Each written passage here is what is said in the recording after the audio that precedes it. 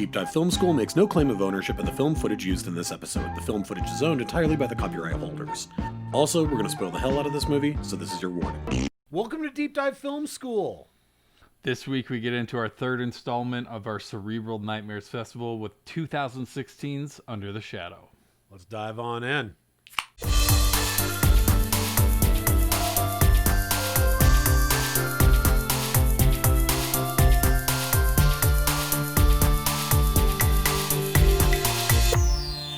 All right, everybody, I am Adam Sherlock.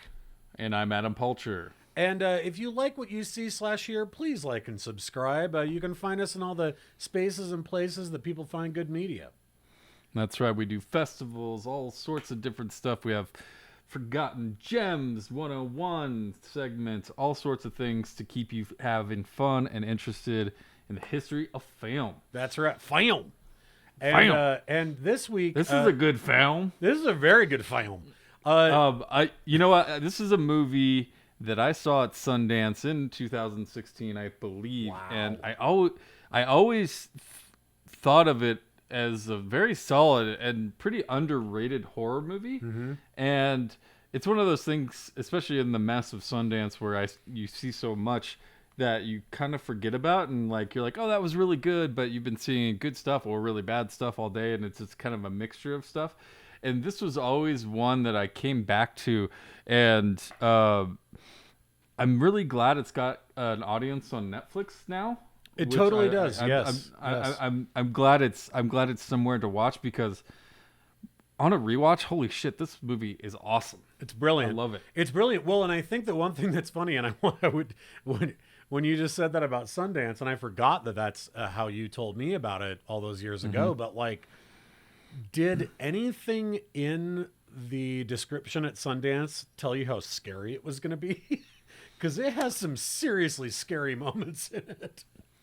Yeah, I mean, they don't necessarily genre things out there. Yeah. It's just kind of like, hey, look at the picture, read the description. You can get an idea sometimes. But, a lot of times you forget what you're seeing I'm seeing 4 or 5 movies a day. You kind of forget, what's this one?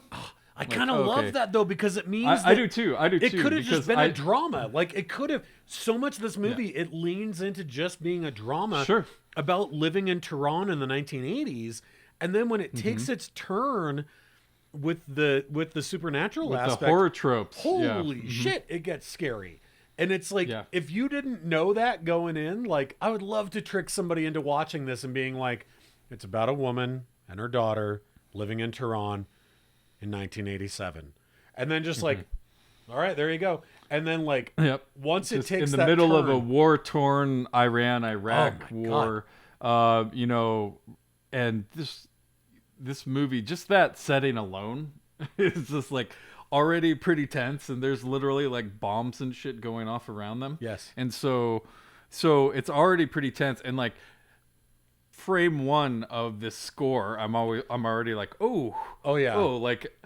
you just feel all right, I'm getting wrapped up into something right now. That title sequence totally with that crazy song, and then just those horrific images. I love how it zooms into those images, and they're what we see on television from the 80s, so they're all pixelated and blurry. And we can just see people running and bombs going off, and that song with those drums, and you're like, oh, this is a different flavor. No matter what it is that I'm watching, something really particular is happening here. That's all you need, though. That's a wonderful horror trope, is show just a little bit of the outside world. Yes. Just a little bit. Yes. And, you can do the rest with sound. You don't need all of that background. It can just be a background. And it creates such an element in this movie.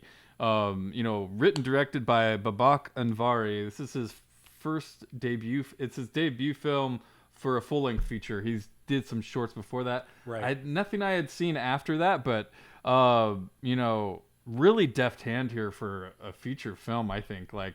Especially when you start talking about his use of the horror tropes and all the things that you kind of have to do to make a good horror movie. The recipe fits so well here. He does all the things that you need to without going too in your face or too extreme about everything, and just kind of sets the places, oh, the mom sleepwalks and the girl has nightmares Yep. and is sick. Like it's just like little things, and you're like, oh, or we're getting something like, where's their pet? I don't see a pet anywhere. Yeah, exactly. Yeah. We're getting the dog's gonna die. Yeah, exactly. And there's no, unfortunately, there's no dog here. But I think that obviously one of the big components here. First of all, this movie could have just been an incredible straight up drama. There would not need to be any story for a supernatural horror. It's scary enough just being there during this period of time. But I couldn't imagine. just like something like the movie I kept thinking about while watching this was The Witch. Eggers' The Witch. Yep, and Poltergeist. Well, Poltergeist too, but I think first let me start with The Witch, because Poltergeist, there's definitely some of that.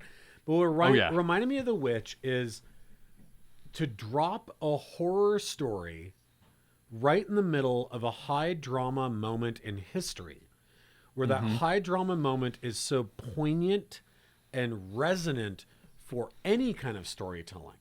To then on top of that say, what if?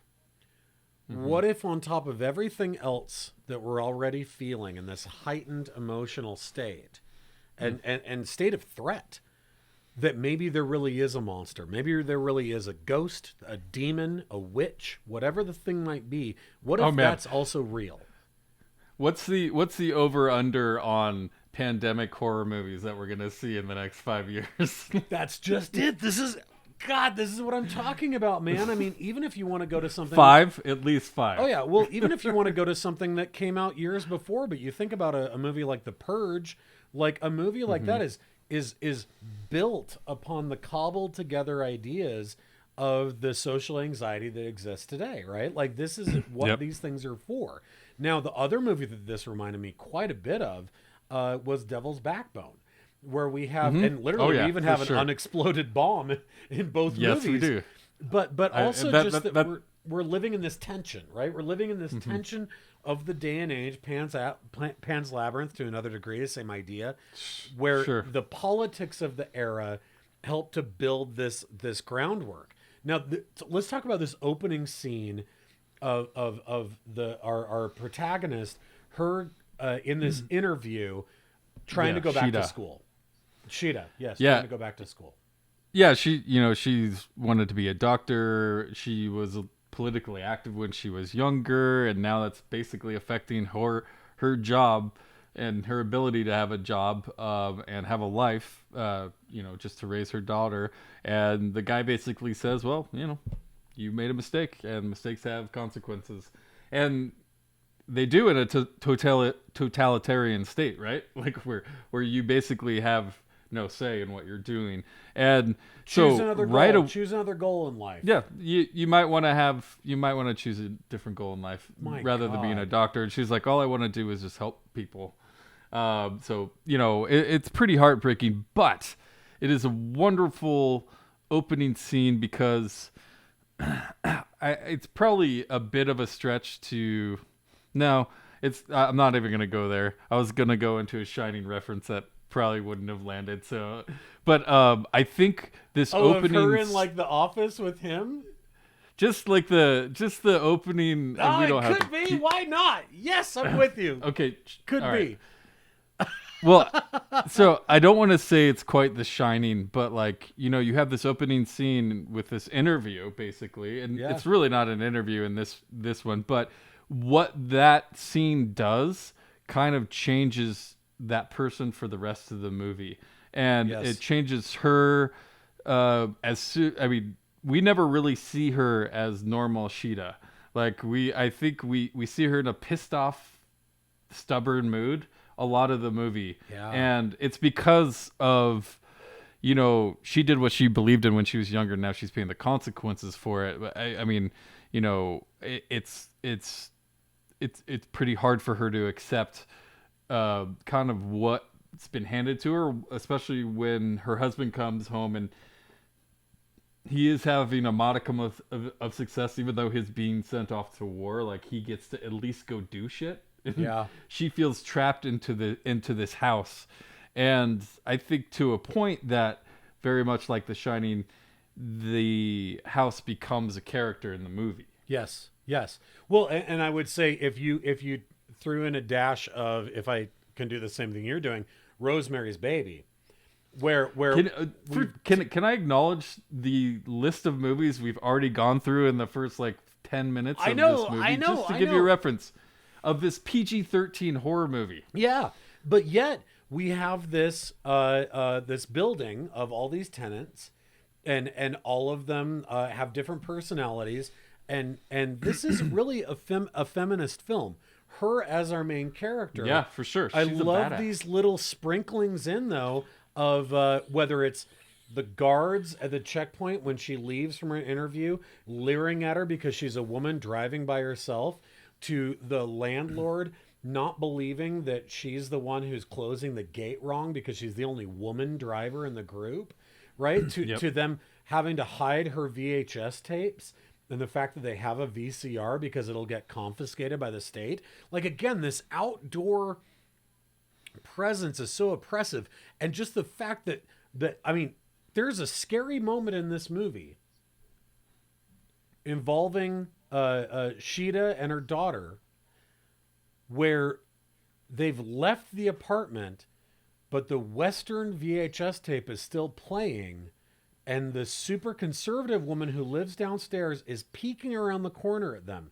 And the supernatural part didn't scare me. It was the fact that that conservative woman might rat on her for playing Western music in their apartment. And I was like, oh my God, it's Rosemary's Baby. It's all about conspiracies. It's all about worrying who might be talking about you behind your back, who might be conspiring about you when you're not there. Right. And to a point where, you know, a subplot of this movie is that the daughter's doll has gone missing. And for a while there, I'm like, it might be one of the neighbors because they don't like her because she was a dissident before the Cultural Revolution. Like, there's so many layers to this. She's got a few friends in the building. Yes. But I agree that oppressive state around the kind of slow insanity of this movie is wrapped up so well. You know, I mean, she comes home and is pissed off and starts just like packing all of her books from school into a garbage bag. Oh, yeah, just throwing them all away. But the one she keeps and the one she looks at that's engraved by her mother is the medical physiology book, which I assume was what she was getting into. But just to set the tone here, or some of the undertones of what's going on in this movie, medical physiology is a field of science in which we study the various systems of the body from a molecular level through integrated functioning as it relates to the whole being. In other words, what is understood about cellular metabolism in any kind of plant or animal can be extrapolated to human physiology. So just to set up an undertone of one of the things that makes this movie very interesting is playing with that idea of cellular metabolism and how you feel versus how you function. And I don't know, just pretty interesting kind of setup that was her past. That's what she had studied. And so how much does that relate to her cerebral nightmare inside of this movie? Okay. Whoa. I didn't know you were going here with this. You do realize that the jinn, the DJINN, the jinn, which is the ghost, the idea of the ghost or the demon, this evil entity, which is our antagonist in this movie, or one of our antagonists in this movie. Sure. You know, do you want to get into what those are? Well, hold on one second, because we're doing deep dives here. You just went a deep dive on this about molecular cell structure. So in the early 20th century, you know, the jinn were always referred to all the way back to the Quran as being sort of like the antithesis of an angel, but they never really used the term demon. But they talked about this idea. Well, a genie. They talked about the idea of air, wind, bad wind, silent fire, invisible fire. And supernatural. into the 20th century, this idea of silent fire or invisible fire was taking this degree of them talking about a concept of energy. And so they actually started to refer to it as the jinn potentially being, and this is one of these ways in which modern culture tries to explain religious stuff that happened hundreds and hundreds of years ago. And they're like, oh, it's like the way that our molecular biological beings and bodies are able to take in new energy and do things with it, whether that be through radiation or exercise or diet. So there may very well be, in some heady way, that book, as being her most important book, what would be the ultimate enemy of hers but a jinn, right? Which does not play by any of those rules, but that modern science has tried to describe as being sort of the yang to the yin of our modern science. Faith versus science, yeah. Mm-hmm. And so it's really funny because I went a deep dive, I went down a rabbit hole about the jinn and like how they're trying to understand it today. Because, dude, in most Middle Eastern cultures today, like the belief in jinn is still at like 80% of a regular population. Like people believe in this shit. So it's not like where you're like, oh, colonial ghosts, and people are like, 25% of the population. Like 80% of people in a lot of these countries still believe in this stuff. So that's super interesting. Well, especially when you frame it around a religious faith or belief, the theology of, Iranian theology. Absolutely.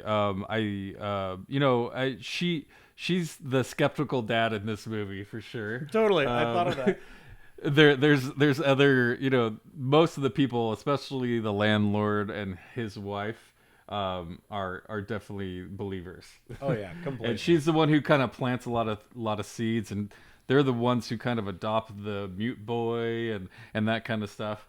And we kind of get teased around with him and what he is. Like I said, there's literally bombs going off around them. Yeah. And every time there's a warning, the power goes off and there's an alarm, and they all have to go to the basement, which has got to be frightening to live on the edge like that. Like, just I don't know, it's just awful circumstances. But that's kind of where we meet this little kid, and you see he hands her something, but we never see what it is really. And we find it in her bed later. They kind of tease it around. Then it's in the trash, and you're like, what is this thing that he keeps playing around? But he's mute, and he's a creepy kid. He's definitely a good creepy kid in this movie. And the daughter's like, oh, he told me about them. And then that great reveal of her being like, he's mute. He's been mute since his parents died. And you're like, fuck.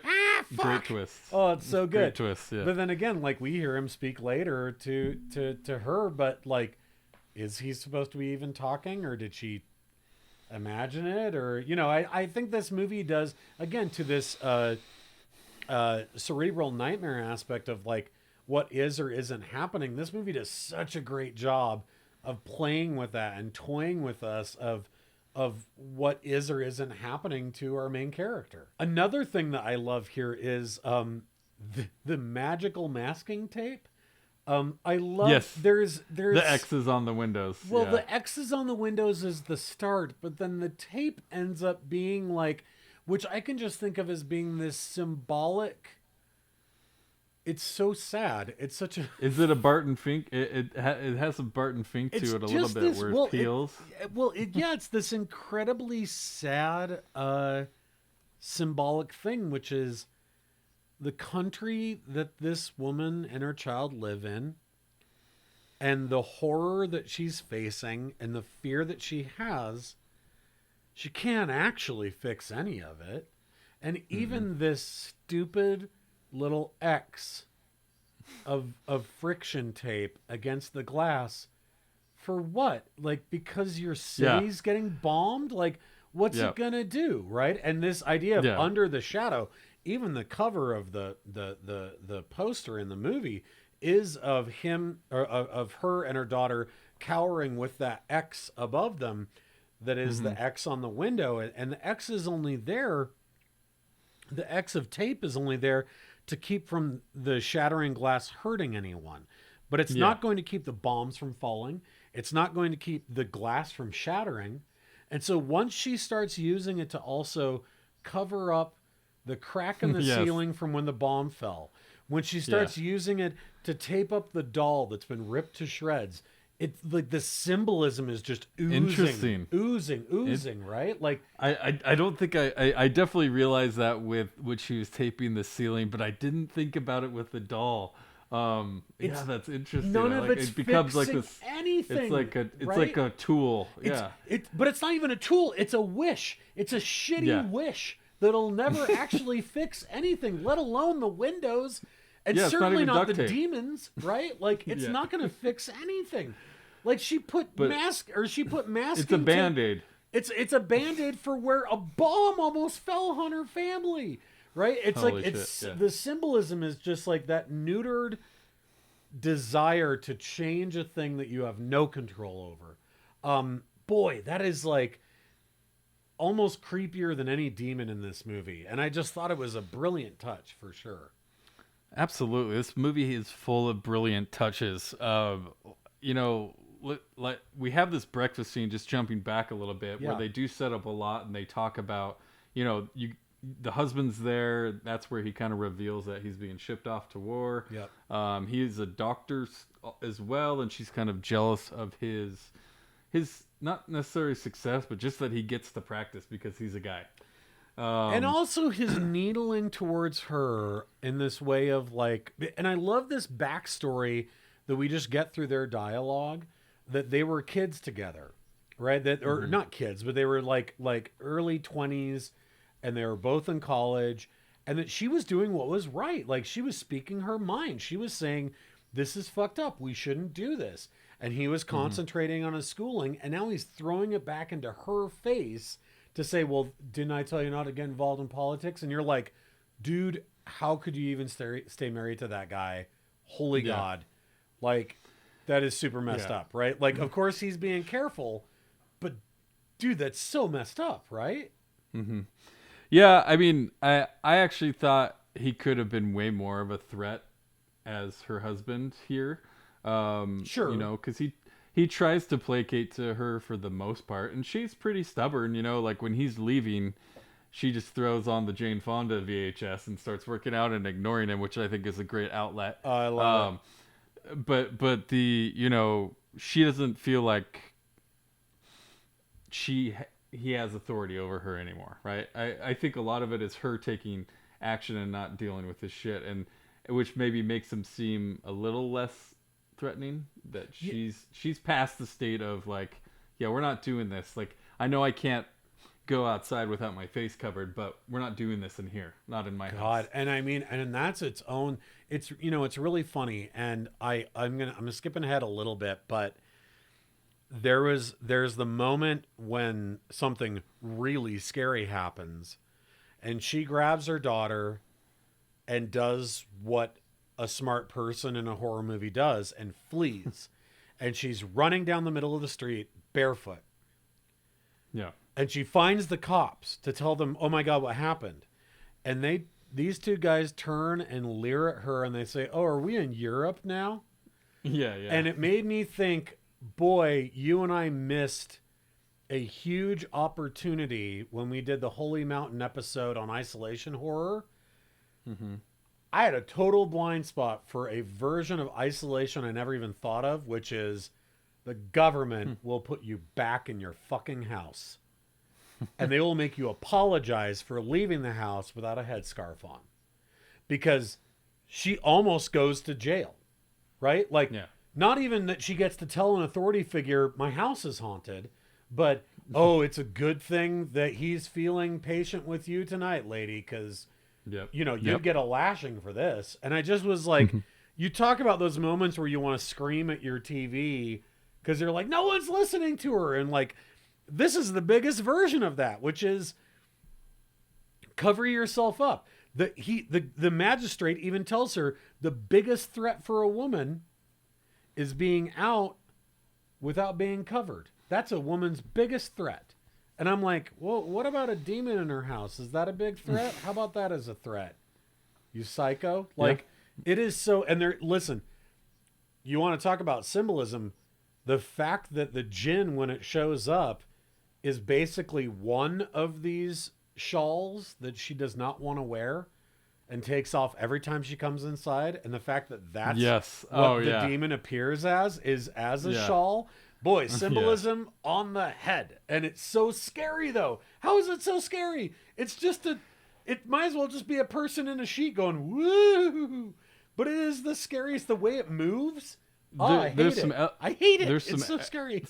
Some elegance to it, right? Yes. There's something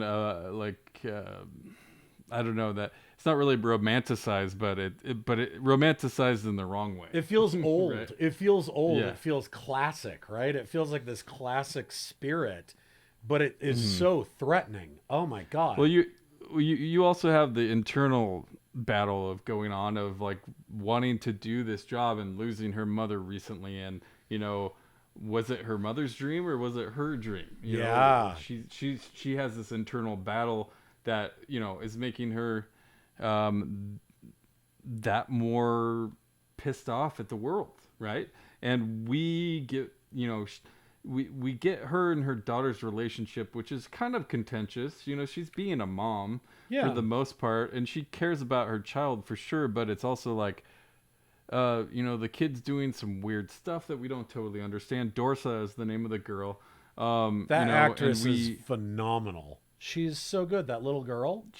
She did awesome. Yeah. Yeah, she's really good. I was going to say that. And then, like you mentioned before, Kima, her doll gets lost, and boom, like that's when they get separated. The bomb falls, all this stuff. The bomb literally falling through and not exploding. And it gives her just a crack in her ceiling. It's just the upstairs neighbors, and the fact that it didn't go off. Like, so much, again, symbolism everywhere. It's dripping with it. And going back to that Barton Fink thing, the crack gets bigger, it gets smaller. Sometimes it's falling open, sometimes it's not. This moment where there is a man who may or may not be some version of the old man who died upstairs. We can never really tell if he's it's naked him or not. But he's this naked old man, this naked old bald man who's in the doorway, and then we're like, oh, someone's in her apartment. And she chases the guy out, and this beautiful little action scene where the camera follows her, and you're like, where is he? Where is he? And it goes into the living room, and then we see his naked leg go up into the ceiling, into the crack, and the crack close like a zit. Like a zit hole. Yeah. Like a zit reversing itself, right? It like goes whoop up into there. I was like, fuck you. That's one of the scariest. I don't even know, like, some of the... That is moment one for me, too, where I was like, oh, this is next level what they're doing here. There's another moment later that also involves the crack that's equally as frightening. But, like... some of that stuff, man. Like, it's visually... I almost go back to something like... And I don't know... Who's the director of this again? His name is Babak Anvari. Like, you think about the original Ring or The Grudge or these different things where you're like, there was something texturally scary about it that felt different than Western ghosts that made you go, this is messed up and I don't totally know why. Something about it scares me in a different way.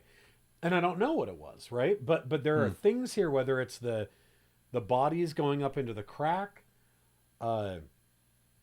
Later we have this twist where she thinks that she's helping her daughter and it's not her daughter. And when we see what its face is, scared the shit out of me. But I'm like, it felt...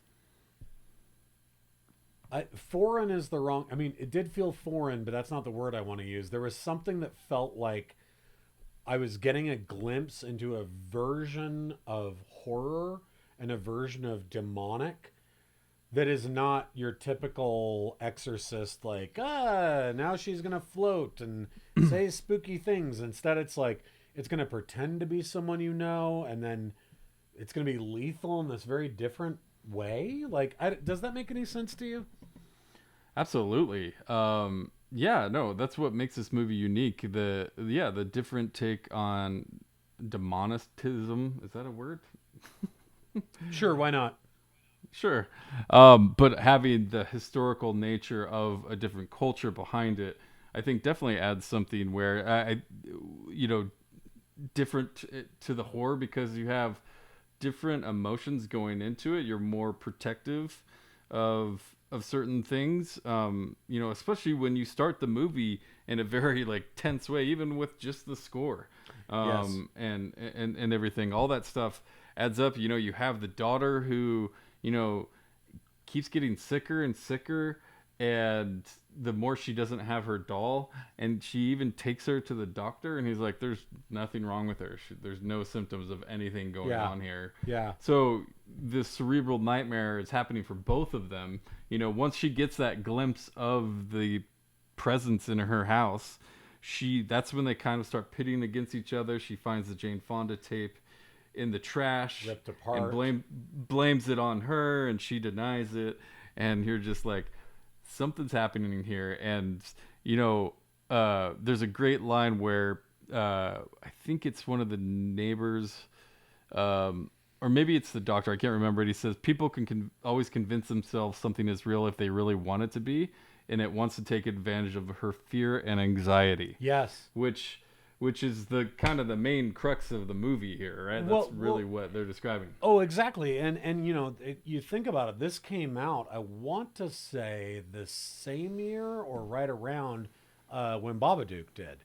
And there is this very similar idea of where with Babadook, it was that they let the Babadook into their house. And that's why everything happened. Here, and again, it feels like a very cultural piece.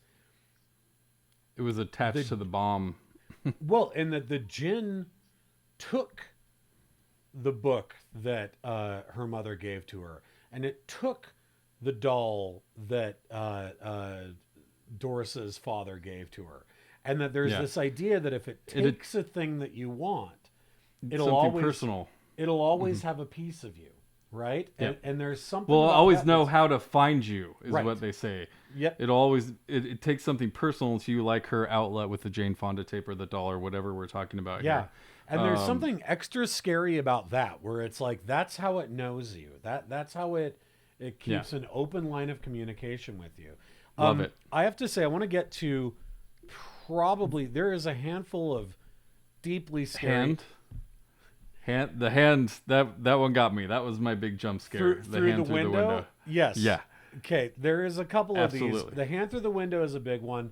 The one for me is the vision that she has of Dorsa sitting in the chair, her eyes white. Yep, that's the other one. Looking that's the up, other moment. and then the djinn comes between them, and then it jumps right at us into the screen. Protecting her. Oh my God. It scared me. Like I felt my heart like oh God. I don't think I realized how much this movie was made for you, dude. It's and this is probably the third time I've watched it, and I absolutely love it. I love all of the different mixes where the djinn is trying to trick us into thinking different things. This great switcheroo where is it that she took the daughter all the way downstairs, or is her daughter still locked upstairs? She goes up there, her daughter's underneath the bed. When she goes in to get her, it's her hoodie lifts up and there is no face. It's just a mouthful of teeth. Holy shit. Yeah. I've never seen, I watch all Mouth horror monster. movies. I've never seen anything like that in my life. Such a good moment. Such a fantastic moment. Absolutely. And I love that. I love the way this movie messes with the idea of free will. And I will say, to skip forward to the very end here, it feels like things are wrapped up a little bit with a bow, except in that bombed out apartment building where everyone's gone, her book is still there. And the doll's head is still there. Yep. Which means the djinn isn't done with either one of them yet. Under the Shadow 2. This time it's personal. No, seriously though, there's some truly epic and frightening movies.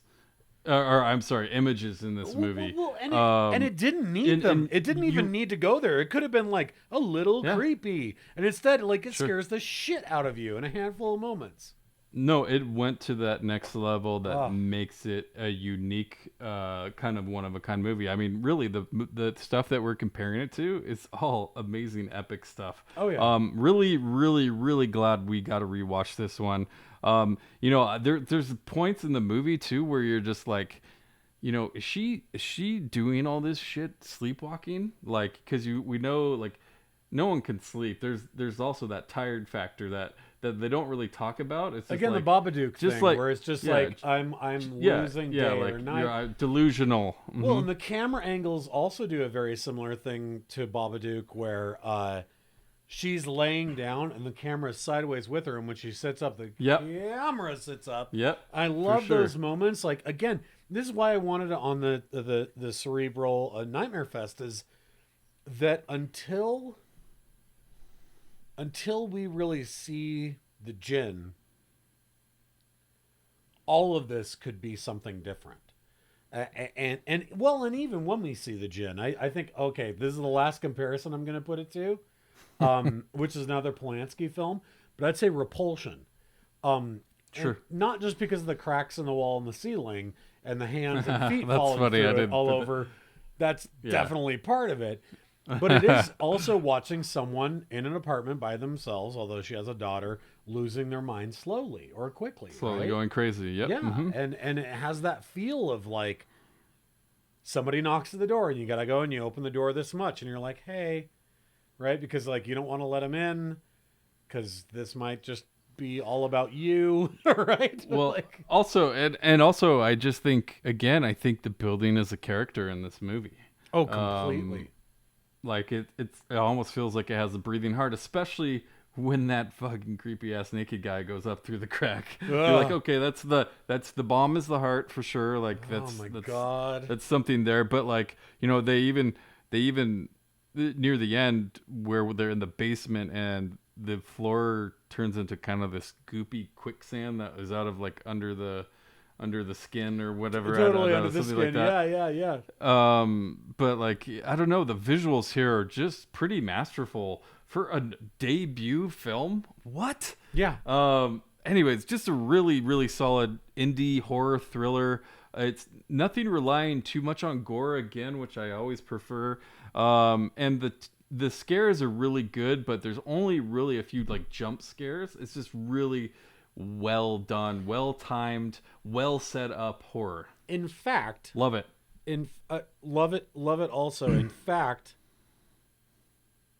there is a jumpy scare, and right after it, she runs down back into the apartment, calling for her daughter, calling for Dorsa. Oh, yes. And then Dorsa grabs her ankle from underneath the bed, and it doesn't jump scare us. It stays far away. There's no music thing. There's no like music stab. She just grabs her from underneath and she goes, oh, and picks her up because she hid under the bed because of course she did. And I was like, she's scared. But I was little like, girl. That's great. Right? Like the movie was like, the director was like, oh, have her hide under the bed. She'll scare her, but it's not going to scare us because we already got our scare from the djinn. And I was like, that's how you show that restraint. Like, brilliant film. Brilliant film. Is there a lot of Iranian horror out there? I mean, honestly, when it comes to a lot of Middle Eastern horror, not to lump together a bunch of countries at once, but like, it's surprising how few newer, really well done movies in this vein there are. I mean, the only other one I can think of from the same sort of time period would have been, I want to say it's 2018, the movie Baskin. It's a Turkish film. I don't know if you ever saw that. That thing's great. But they're very. I'm glad that they're starting to make more of them.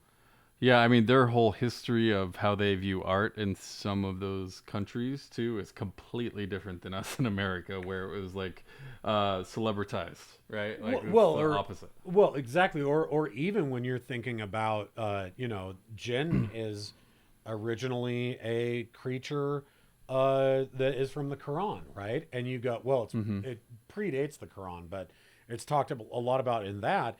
And when you think about the Muslim faith, they don't create personified images of anything, right? Like they, in fact, graven images are against the religion, which is why when you see Muslim artwork, it's geometric or it's writing, right? But they don't make paintings and drawings, which is actually interesting. Why the really religious woman who loves the Quran has that painting of an angel in her apartment. I thought that was very interesting. There's another little peek into how westernized some of these super ultra orthodox religious people are, even within the Muslim faith. So it's interesting though to think like, how would somebody personify this demon, this monster, that there is zero visual personification of what it looks like. So again, the fact that he made it into this scarf. Yeah, I love that. Right? But you just go, it could be, you could interpret it however the hell you want, because it isn't horns and a pitchfork and a tail, right? It's well, and that would only work for an Iranian woman too, right? Yeah, exactly. What's the scariest thing you could think of? Something that I have, some burqa that I have to cover myself in, right? When I was a revolutionary before everything started. Brilliant Crazy. film. Brilliant. Wonderful movie. Please go watch and follow along if you haven't already. Love this festival so far. Cerebral Nightmares. We're going to end out with I'm Thinking of Ending Things. The new Charlie Kaufman movie on Netflix. Little different, but equally unsettling, I would say. Yes, absolutely. It'll be an interesting conversation. Charlie Kaufman always is. Yes. But thanks very much for listening. Please like and subscribe. Follow along. We love you guys. Have a good night. See you next week.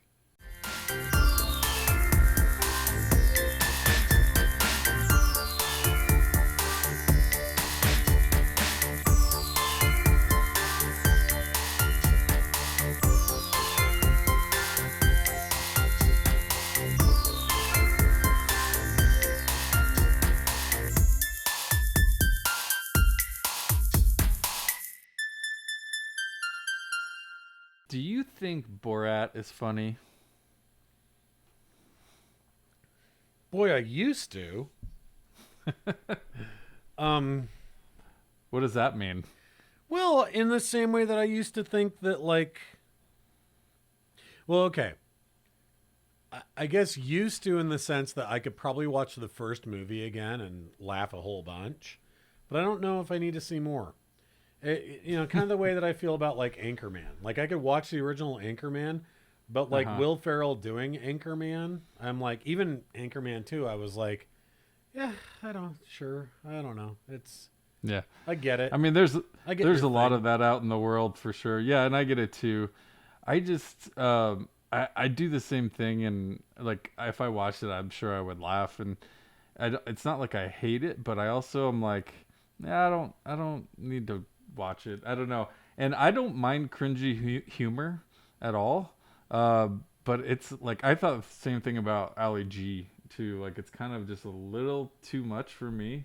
And I kind of don't think it's funny, but I don't know. Depends on the situation. Sometimes it can be. And I guess it's a mileage thing, because it's like, okay, could I sit and watch an entire season of Ali G? No. But could I hear him constantly refer to Buzz Aldrin as Buzz Lightyear? Yeah, that was hilarious. Right? Like that was a really good episode. But it's like, again, out of how much mileage do you get little gems? And it's more few and far between than it is brilliance. But it's like a gag show, right? I mean, it's kind of like, no matter how sophisticated, and I actually do think that Sacha Baron Cohen is quite sophisticated. He's an awesome actor. Yeah, I think his overall ideas are very, very funny and potent.